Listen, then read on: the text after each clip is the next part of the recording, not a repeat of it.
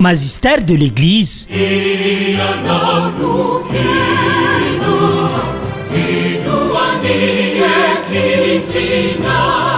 Ny Église reny mpampianatra. Fandaharana vokarin'ny Radio Maria Madagasikara. Ampahafantarana anao ny fampianarana Église isaky ny alarobia amin'ny 9 horas fefantakarivo. Mpanatotosa Mopiratsik Marcel. Izay mihaino anareo mihaino ahy Lioka toko 10 andiny 490.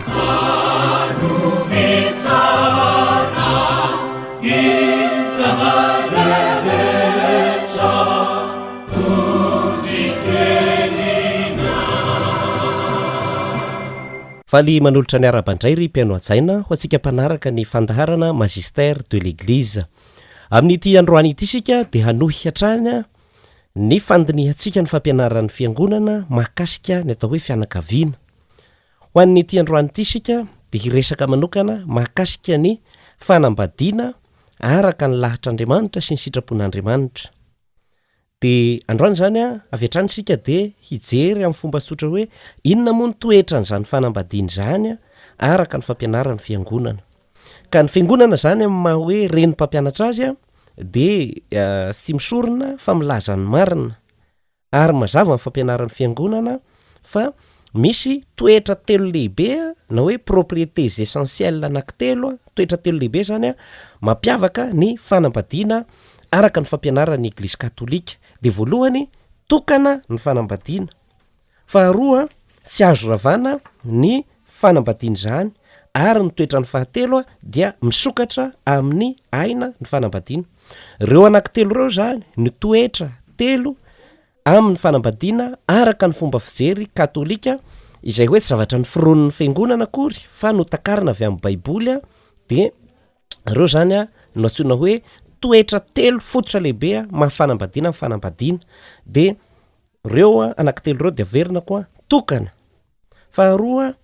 tsy azo ravana, ary ny fahatelo dia hoe fisokafana amin'ny aina. Dia andeha ary idirantsika tsirairay ny fivoasana ireo fampianaran'ny fiangonana ireo. Toetra voalohany amin'ny fanambadiana araka ny fampianaran'ny fiangonana dia hoe ny fanambadiana ho an'ny katôlika dia tokana. Inona ny dikan'izany hoe fanambadiana tokana zany? Amin'ny teny frantsay dia hoe unité du mariage, ny mahatokana ny fanambadiana. Ny katesizm'ny fiangonana katôlika ao amin'ny laharana fa 470 CEC 1644 dia mampianatra hoe l'unité du mariage est confirmée par le Seigneur. Zany hoe any amin'ny testamenta taloha amin'ny ankapobeny rehefa mijery an'ireo tantaran'ireo patriarka sika na ireo mpanjaka dia mahita fa maro vady izy ireo. Fa hita zany fa ireny zavatra ireny sy dia araka ny sitrapon'Andriamanitra, fa tamin'ny andron'i Jesoa zay izy vao namerina indray hoe sy ireo zavatra hitantsika na dia nanome lalàna mahakasika ny divorce, fisaraham-bady, fafahana mampirafy azy, ny lalàn'i Moïse ao anelanelany ao amin'ny soratra masinao, dia raha tena mitodika hatrany amin'ny voalohany tamin'ny fotoana namoronan'Andriamanitra ny olombelona dia lahy sy vavy no nohariny. Noho izany handao ny ray aman-dreniny ny lehilahy ka hikambana amin'ny vadiny dia ho nofo iray ihany izy roa. Noho izany aoka izay nakamban'Andriamanitra tsy hosarahin'olona. Le lahy sy vavy anankiray nakamban'Andriamanitra ho mpivady dia tokana io fanambadiana io, tsy afaka misy lehilahy hafa miditra ao anelanelany na vehivavy hafa miditra ao anelanelany amin'ny fampirafesana na fanisakisam-bady. Raha vehivavy moa no manisakisam-bady dia atao hoe polyandre, satria Andrea lahy, poly maro, polyandre vehivavy mampirafy amina lehilahy maro. Fa raha lehilahy indray manambady maro dia sony hoe polygame zany izy mpanambady vehivavy maro. Fa ho an'ny Église zany dia io tenin'i Jesoa io izay mifandray amin'ny faharina tany am-boalohany ny fototra ny fanambadiana dia le hoe tokana lehilahy iray sy vehivavy iray dia izay ihany. Ary io firaisana zany hoe mahatokana ny fanambadiana eo amina lehilahy iray sy vehivavy iray io dia avy zany hoe mandra-pahafatiny anankiray zany. Rehefa maty moa ny anankiray dia afaka manambady hafa indray izy dia fanambadiana tokana koa zay, fa le hoe sambola velona eo dia misy olo-kafa iarahana indray any anelanelany any mampifangaro an'ilay fanambadiana tokana. Dia zay zany manohitra io toetra voalohany mahatokana ny fanambadiana io. I Jesosy Kristy tompo mihitsy zany nanamafy ny mahatokana amin'ny fanambadiana. Efa nisy io fa hadinodinon'ireo olona ao amin'ny testamenta taloha le faharina tamin'ny voalohany, dia i Jesosy nampahasiara azy hoe raha dika zany izy ataontsika mivatana be dia hoe ho an'izay hanambady ny fanambadiana araka ny hevitry ny fiangonana de hoe olona iray ihany no vadinao fa rehefa maty iny a dia efa sy vadinao tsony de afaka manambady hafa ianao fa le hoe miaraka amin'olona samy hafa miaraka nefa manana tokantrano a zay zany a manohitra ny mahatokana amin'ny fanambadiana ao anatin'izay a sy de le hoe firaisambatana ihany a no kendrena am hoe mahatokana amin'ny fanambadiana fa misy olona tena hoe sy miaraka amina olo-kafa izy na lairanga na laramatoa kanefa ny fitiavany mbola voazarazara de manohitra ny mahatokana ny fanambadiana koa zay a ka ny fitiavana zany dia sy zarazaraina satria mety misy mialokaloka fotsiny ka ngainy miaraka fotsiny amin'ny SMS fa sy manao firaisana ranofo fa fitiavana madio ny fitiavana rehefa voazarazara de manohitra ny mahatokana ny fanambadiana io mahatokana amin'ny fanambadiana io makoa de mikendry le hoe tena fanolora tena tanteraka sy manontolo ary manome fitiavana ampy saina vatana sy fanahy ho an'ny olona miaraka aminao a izay tokana zay a no amin'io toetrana hoe propriété essentielle voalohany a amin'ny fanambadiana io i masinda Augustin zany a de nanoratra boky anankiray izy a le hoe bona matrimonium na hoe de bono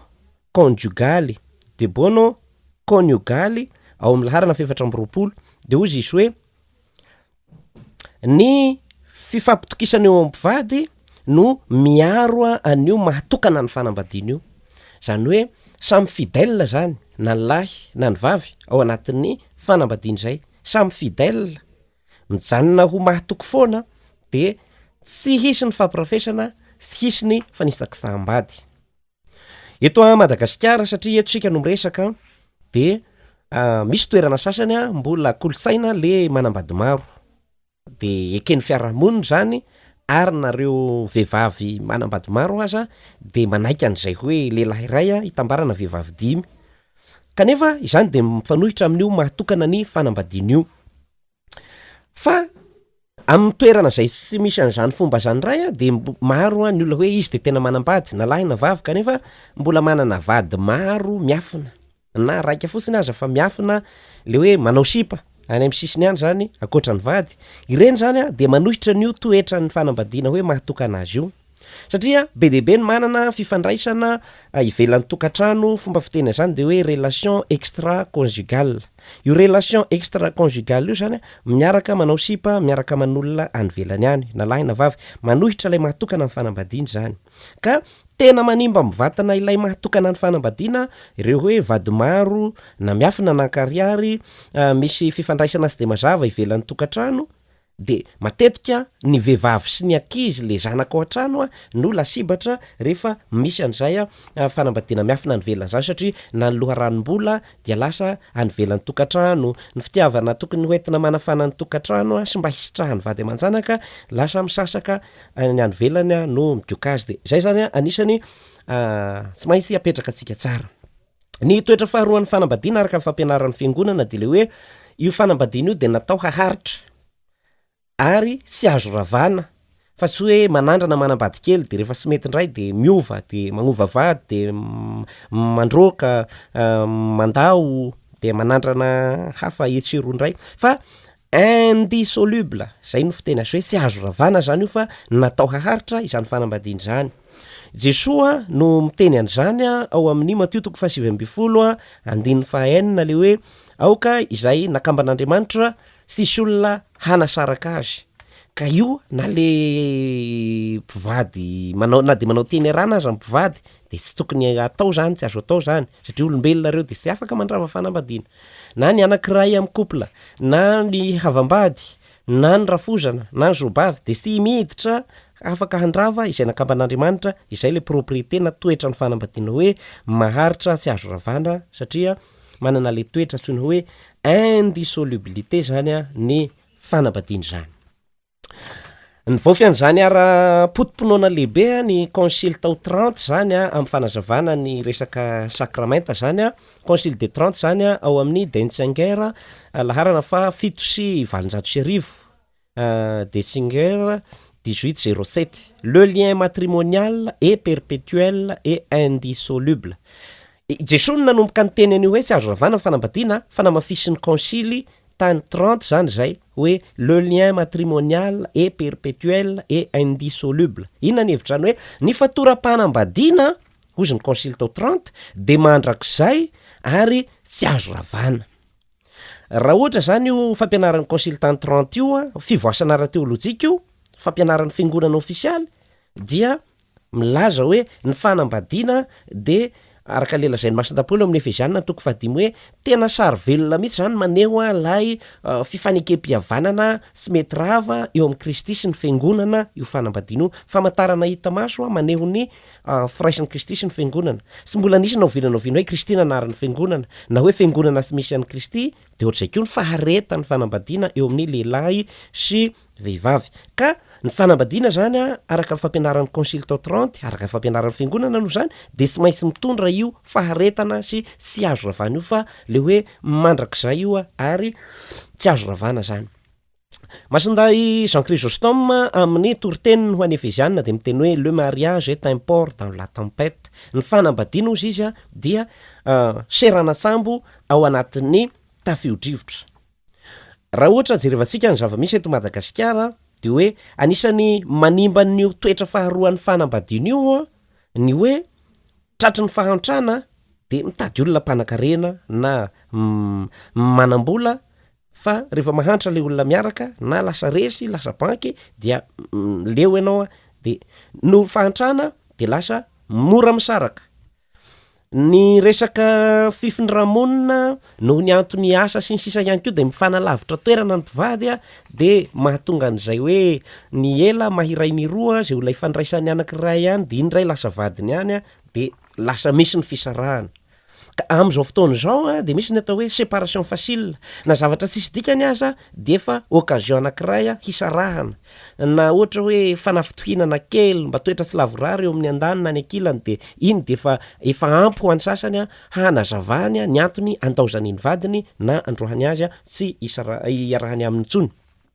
Toetra fahatelo ny fanambadiana araka ny fampianaran'ny Eglise katôlika de le hoe fisokafana amin'ny aina zany ouverture à la vie.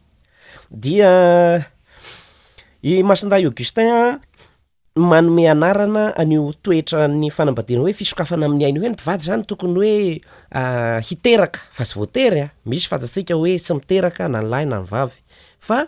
rehefa manao firaisana ranofo ny mpivady de tsy tokony ho sakasakanana amina kapoty na fanindram-piterahana sy izay fomba samihafa tsy ampiteraka fa natao hisokatra amin'ny aina zany. Io no lazan'ny Masinday Augustin amin'ny fomba fiteny teolojika hoe bonum prolis. Bonum prolis, le prolis azonareo teny hoe prolifération, mampitombo satria Andriamanitra ny teny hoe mitomboa mihamaroa, zany hoe zay tsy hoe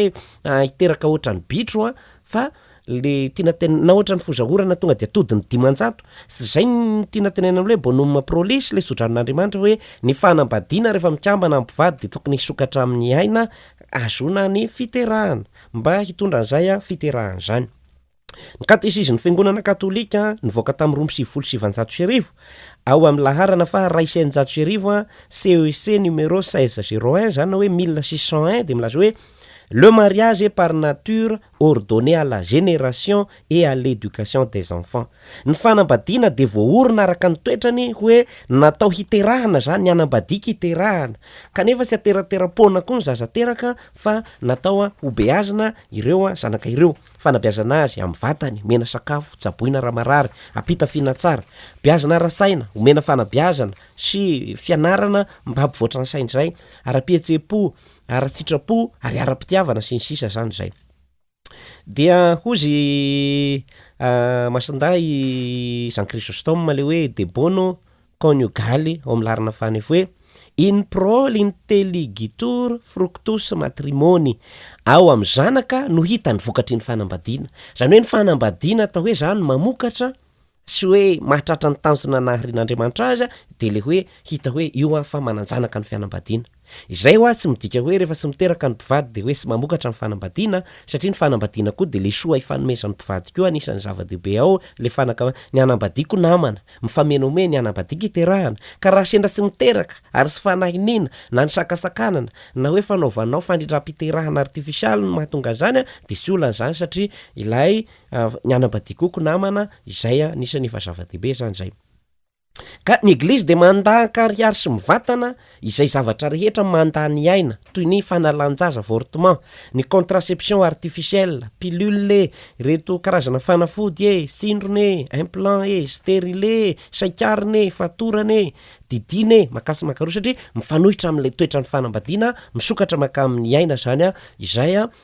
toetra sy fombafomba samihafa zay isika de miaina vanimpotoana kehitriny androsony ahitana fandrosona samihafa amin'ny fikarohana ara-medikaly resaka fitsaboana misy kristianina koa mikatroka amin'ny reny sehatra fitsaboany reny dia ampahafantarana kapobe noatra zany ny fampianaran'ny fiangonana anjaranao ny mandanjalanja zany hoe ny kristianina zany sy tokony anao promotion na hoe fanetanana an'ireo zavatra mifanohitra amin'ny fampianaram-pinoana katôlika ireo de faranantsika eo mifandarana androany fa amin'ny heriny isika hanolotra lohevitra hafa indray de ny hoe io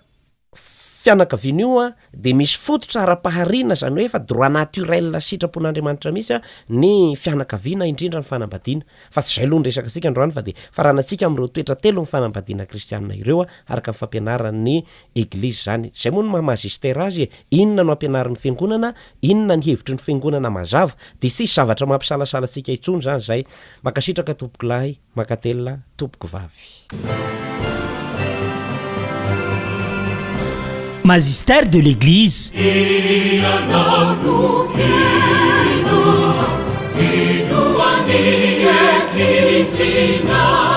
Ny Église reny mpampianatra mpandaharana vokarin'ny Radio Maria Madagasikara ampahafantarana anao ny fampianarana Église isaky ny alarobia amin'ny 9 sy fefantakarivo mpanatotosa Mopiratsik Marcel izay mihaino anareo mihaino ahy Lioka 10 andininy fahaenina ambin'ny folo